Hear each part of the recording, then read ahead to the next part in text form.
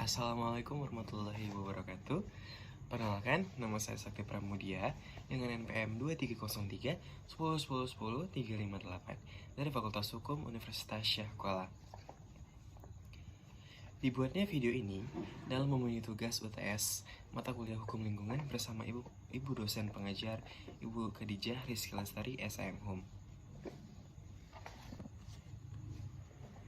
Pada minggu kemarin, kita telah membahas mengenai UU PPLH secara ruang lingkup, yaitu Undang-Undang Pengelolaan dan Pemanfaatan Lingkungan Hidup.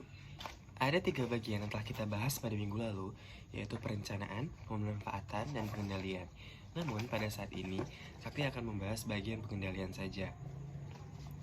Pada bagian pengendalian ini, ada 3 bahan yang telah dibahas pada minggu lalu, yaitu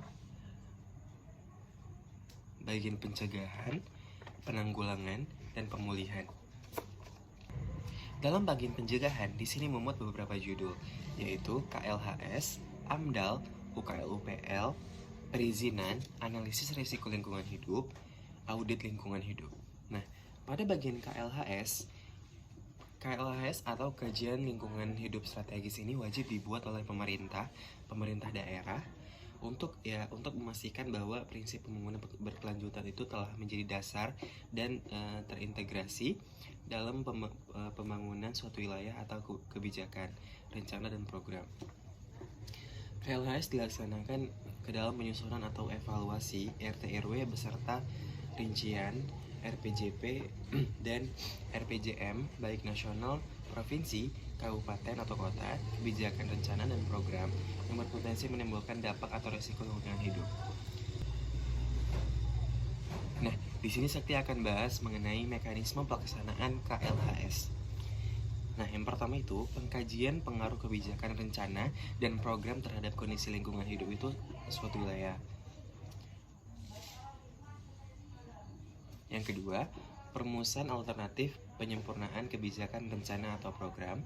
Yang ketiga, rekomendasi perbaikan kebijakan rencana atau program yang mengintegrasi prinsip pembangunan berkelanjutan. Nah, 3 poin yang ada dalam mekanisme ini akan menjadi dasar bagi kebijakan, rencana, dan program pembangunan suatu wilayah. Nah, KLHS ini memuat beberapa kajian. Yang pertama itu, ada kapasitas daya dukung dan daya tampung lingkungan hidup untuk pembangunan. Yang kedua, perkiraan mengenai dampak dan resiko lingkungan hidup. Yang ketiga, kinerja atau jasa ekosistem. Yang keempat itu ada tingkat kerentanan dan kapasitas adaptasi terhadap perubahan iklim. Yang kelima, tingkat ketahanan dan potensi keanekaragaman hayati.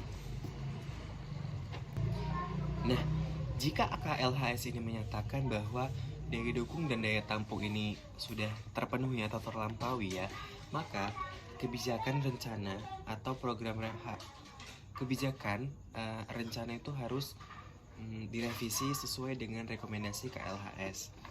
Terus usaha atau kegiatan yang melampaui daya dukung daya tampung lingkungan hidup itu tidak diperbolehkan gitu. Nah, KLHS juga harus dilaksanakan dengan melibatkan masyarakat dan pemangku kepentingan. Nah, pada bagian kedua, marilah kita beralih ke bagian AMDAL. AMDAL adalah suatu kajian yang dilakukan untuk mengevaluasi dampak potensial suatu proyek atau kegiatan terhadap lingkungan sekitarnya. AMDAL ini bisa kita sebut sebagai analisis mengenai dampak lingkungan, seperti itu. Nah, sehingga setiap usaha atau kegiatan yang berdampak penting terhadap lingkungan itu wajib memiliki AMDAL, seperti itu. Dampak penting ditentukan berdasarkan kriteria yang meliputi beberapa bagian. Yang pertama itu ada jumlah penduduk yang terkena dampak. Yang kedua, luas wilayah penyebaran dampak. Selanjutnya ada intensitas dan layanan dampak. Yang keempat ada komponen lingkungan hidup dan lain. Yang keempat ada komponen lingkungan hidup lain yang terkena dampak. Yang kelima, sifat kumulatif dampak. Yang keenam, berbalik atau tidak berbaliknya dampak. Yang ketujuh, kriteria sesuai dengan perkembangan pengetahuan dan teknologi. Nah, di sini Sakti akan menyantumkan beberapa kriteria usaha yang wajib memiliki AMDAL. Nah, yang pertama itu pengubahan bentuk lahan dan bentang alam. Yang kedua ada eksploitasi sumber daya alam, baik yang terbaru maupun tidak terbarukan. Yang ketiga, proses dan kegiatan yang berpotensi mencemari dan merusak lingkungan hidup serta memboroskan sumber daya alam. Yang kelima, ada proses dan kegiatan yang mengaruhi pelestarian kawasan konservasi, sumber daya alam dan perlindungan cagar budaya. Yang keenam, introduksi jenis tumbuhan, hewan, dan mikroorganisme. Yang ketujuh, pembuatan dan penggunaan bahan hayati dan non-hayati. Yang ke-8, kegiatan beresiko tinggi dan mempengaruhi pertahanan negara. Yang ke-9, penerapan teknologi dan berpotensi besar untuk mempengaruhi lingkungan hidup. Nah, di sini ada contoh kegiatan yang wajib memiliki AMDAL. Yang pertama itu ada di sektor PUPR seperti pembangunan jalan tol, flyover, jembatan seperti itu. Yang kedua itu ada di sektor industri seperti pembuatan senjata seperti itu. Yang ketiga ada di sektor pertanian seperti pembukaan lahan sawit yang sangat luas seperti itu kan. Lalu yang keempat di sini ada di sektor ketenagaan kelistrikan seperti pembangkit listrik seperti itu. Yang kelima di sini ada sektor kehutanan seperti pemanfaatan hasil kayu hutan gitu kan. Yang keenam di sektor pertambangan seperti pertambangan minyak bumi dan sebagainya. Nah, di sini ada beberapa dokumen AMDAL yang wajib ada di dalam AMDAL-nya. Yang pertama itu adalah pengkajian mengenai dampak rencana usaha atau kegiatan. Yang kedua, evaluasi kegiatan di sekitar lokasi rencana usaha. Yang ketiga, saran masukan serta tanggapan masyarakat terhadap rencana atau kegiatan yang akan dibuat. Yang keempat, praktikan terhadap besar dampak serta sifat penting dampak yang terjadi jika rencana usaha kegiatan tersebut dilaksanakan seperti itu. Nah, dokumen AMDAL disusun oleh pemrakarsa dengan melibatkan masyarakat. Nah, pelibatan masyarakat ini harus berdasarkan prinsip pemberian informasi yang transparan dan lengkap serta diberitahukan sebelum kegiatan dilaksanakan seperti itu. Nah, jadi pelaksanaan AMDAL ini harus melibatkan masyarakat seperti itu. Nah, masyarakat yang dilibatkan bukan sembarang masyarakat. Nah, di sini ada beberapa kriteria masyarakat yang wajib dilaksanakan AMDAL seperti itu. Yang pertama itu ada masyarakat yang terkena dampak. Yang kedua itu ada pemerhati lingkungan hidup seperti yang peduli dengan lingkungan hidup. Yang ketiga itu adalah yang terpengaruh atas segala bentuk keputusan dalam proses AMDAL. Jadi orang yang sangat berpengaruh dalam proses pembuatan AMDAL tersebut seperti itu. Nah, masyarakat dapat mengajukan keberatan terhadap dokumen AMDAL itu jika terdapat suatu kepentingan daripada masyarakat yang terdampak oleh kegiatan-kegiatan usaha tersebut. Nah, penyusunan AMDAL ini wajib memiliki sertifikat kompetensi penyusun AMDAL yang diterbitkan oleh lembaga sertifikasi kompetensi penyusun AMDAL yang ditetapkan oleh Menteri sesuai dengan peraturan perundang-undangan seperti itu, teman-teman. Nah, kriteria untuk memperoleh sertifikasi kompetensi penyusun AMDAL ini meliputi beberapa bagian. Yang pertama, penguasaan metodologi penyusunan AMDAL. Yang kedua, kemampuan melakukan pelingkupan, perakiraan, dan evaluasi dampak, serta pengambilan keputusan. Yang ketiga, kemampuan menyusun rencana, pengelolaan, dan pemantauan lingkungan hidup. Yang ketiga, kemampuan penyusun serta pengelolaan dan pemantauan lingkungan hidup. Nah, dokumen AMDAL ini dinilai oleh Komisi Penilai AMDAL yang dibentuk oleh Menteri. Jadi dia mempunyai Menteri sendiri untuk menilai AMDAL tersebut seperti itu. Itu seperti gubernur, bupati, atau wali kota. Sehingga Komisi Penilai AMDAL ini wajib memiliki lisensi dari Menteri, gubernur, bupati, wali kota. Nah, sehingga Komisi Penilai AMDAL ini wajib memiliki lisensi dari gubernur, bupati atau wali kota seperti itu, teman-teman. Nah, tata cara lisensi diatur dengan peraturan menteri. Nah, keanggotaan Komisi Penilai AMDAL terdiri atas wakil dari unsur. Yang pertama itu ada instansi lingkungan hidup, yang kedua ada instansi teknis terkait, yang ketiga ada pakar di bidang pengetahuan yang terkait dengan jenis usaha atau kegiatan yang sedang dikaji, lalu ada pakar di bidang pengetahuan yang terkait dengan dampak yang timbul dari suatu usaha atau kegiatan yang sedang dikaji seperti itu, teman-teman. Lalu selanjutnya ada wakil dari masyarakat yang berpotensi terkena dampak. Lalu yang terakhir ada organisasi lingkungan hidup, seperti itu. Nah, berawal dari bagian AMDAL, mari kita masuk ke bagian selanjutnya, yaitu UKL dan UPL. UKL-UPL adalah salah satu instrumen dalam sistem pengelolaan lingkungan hidup di Indonesia.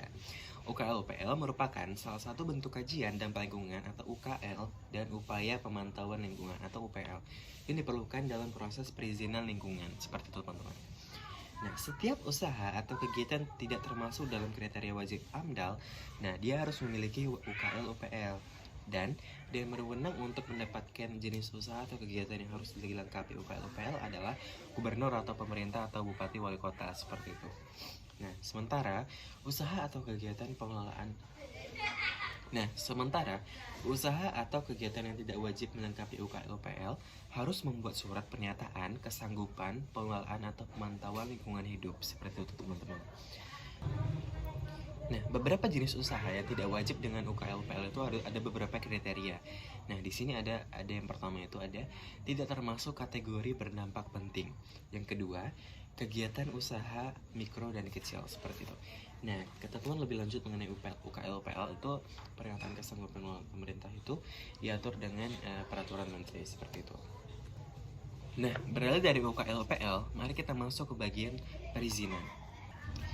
Perizinan adalah proses resmi yang diperlukan untuk memperoleh izin atau otorisasi dari pihak yang berwenang sebelum melakukan suatu kegiatan atau usaha tertentu.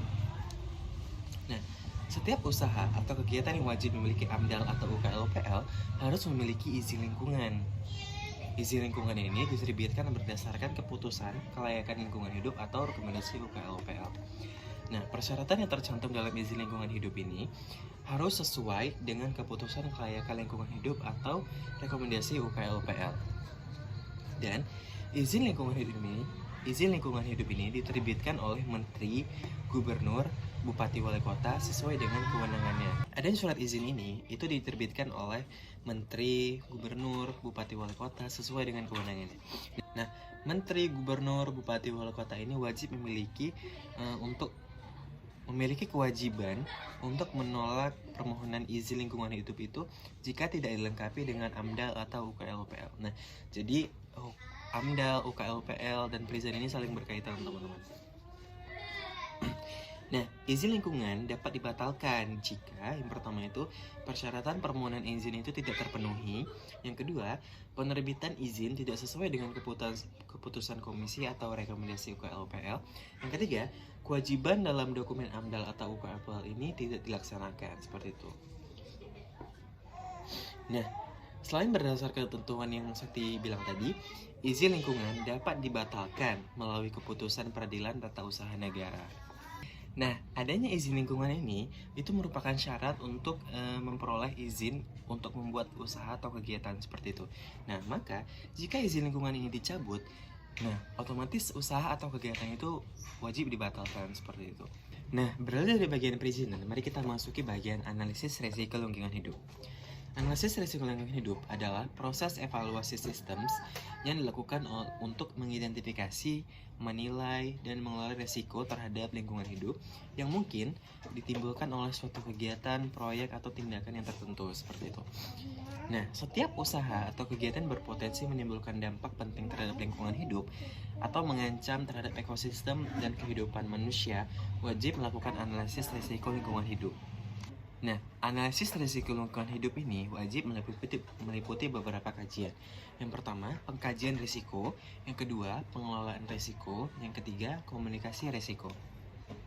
Nah, beralih dari bagian analisis risiko lingkungan hidup, di sini kita memasuki bagian audit lingkungan hidup. Nah, beralih dari bagian analisis risiko lingkungan hidup, kita akan memasuki bagian audit lingkungan hidup.